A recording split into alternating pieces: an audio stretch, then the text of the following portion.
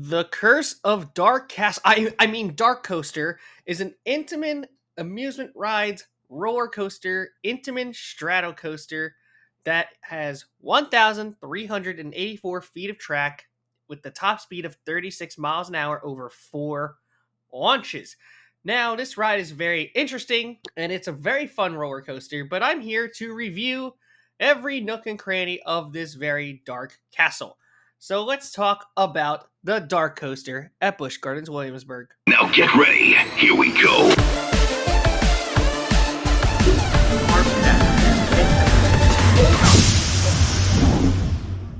Now, as with every single coaster review, before we talk about the ride itself, let's talk about how to get there. This ride opened up on May 19th of 2023 in the Dark Castle building, which is located in the back of the park.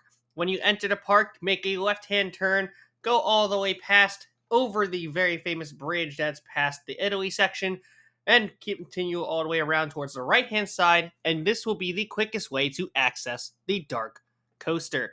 Once you get into the entrance of the Dark Coaster, you're greeted with the sign as you enter inside the Dark Castle.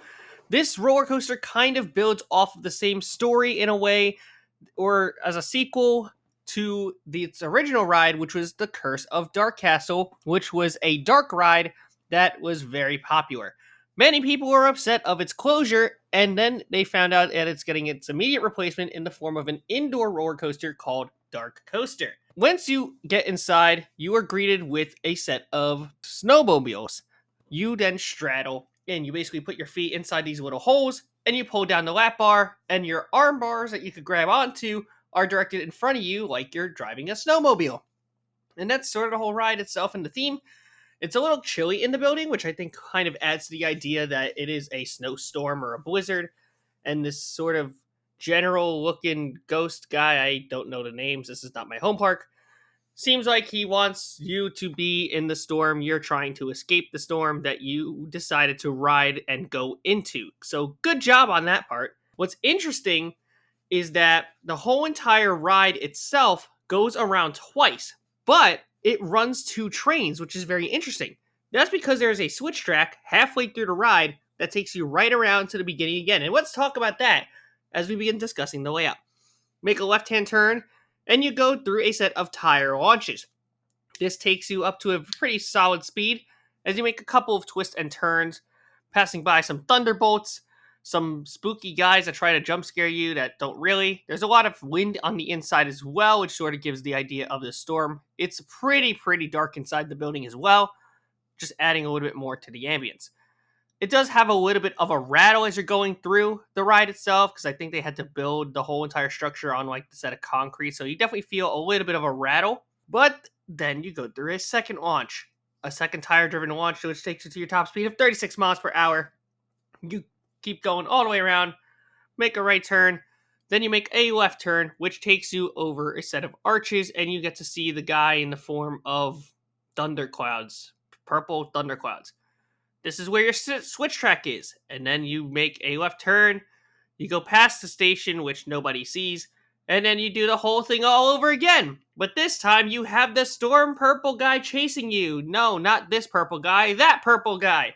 He's chasing you around as thunderbolts continue to strike down at you. You go through your fourth and final launch, which takes you past the spooky guys that you can still see in the dark, even though they don't jump out at you this time.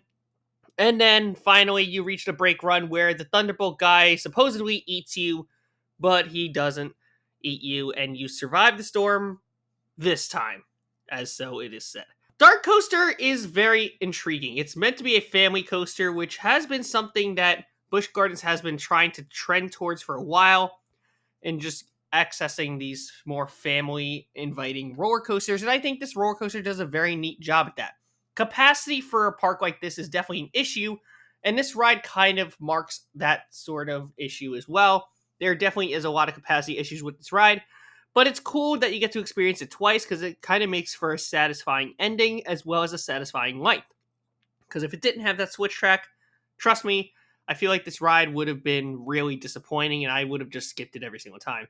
Obviously, the straddle coaster aspect really adds a lot of character, so I think that this ride certainly does benefit the park in being a part of the lineup. It's a great stepping stone ride. I think right after Grover, you just go right over here to Darkoaster, and that's kind of the next big ride for you.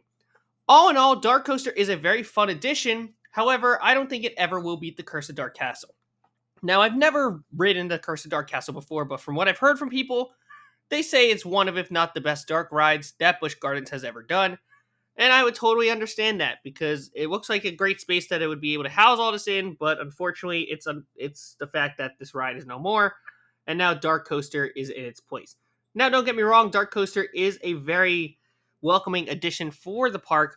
I just don't think for a family coaster and what other rides are in the area, especially with the Big Bad Wolf opening up this year as of the remaking of this review, I still personally feel like Darkoaster is one of those rides that sort of leaves more to be desired, especially on the theming side of things. And I wish that they took a little bit more time with the theming, even though the queue looks great.